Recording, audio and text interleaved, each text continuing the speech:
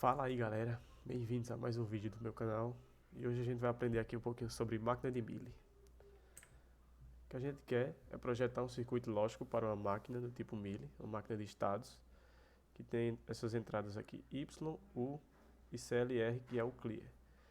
Esse clear aqui é o que tem maior precedência, então se esse clear estiver ativado, a máquina gera o estado 00 imediatamente.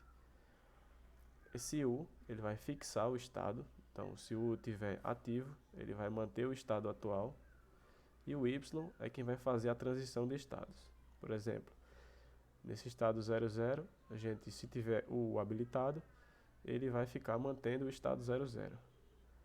Se o U estiver barrado e o Y não estiver barrado, ele passa de estado e retorna uma saída 0. E quando o U está barrado e o Y também, ele retrocede um estado e também retorna uma saída 0. No caso, ele só retorna uma saída 1 quando a U está ativada.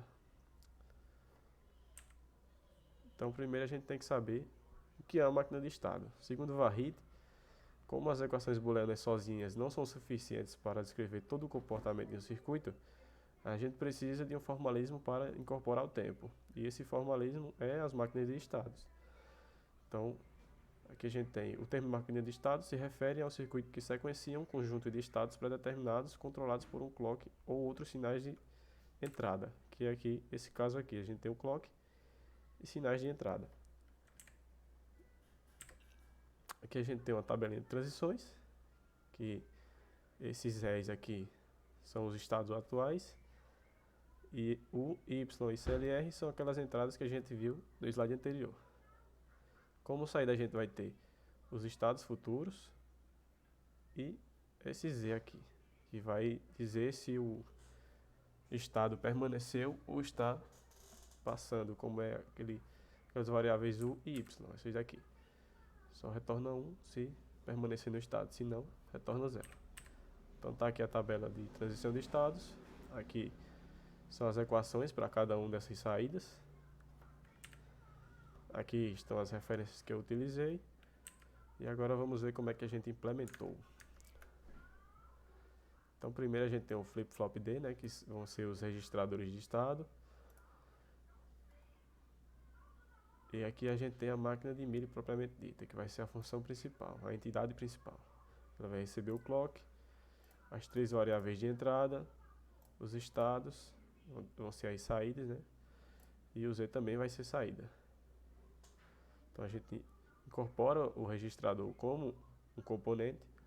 E aqui está a lógica que a gente viu lá na tabelinha, nas equações daquela tabela. O estado futuro, os dois estados futuros. E aqui está a realimentação do nosso circuito. Aqui estão as saídas, que serão os estados.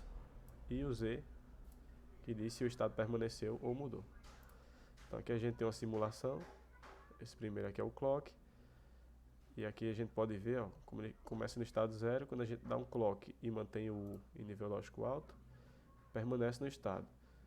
Se agora o U está desabilitado e eu habilitei o Y, então ele avança um estado. Então aqui foi de 0 para 1.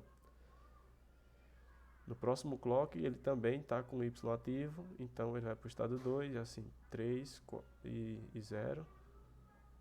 E agora está desabilitado, então ele volta o estado. Estava no 0, foi para o 3.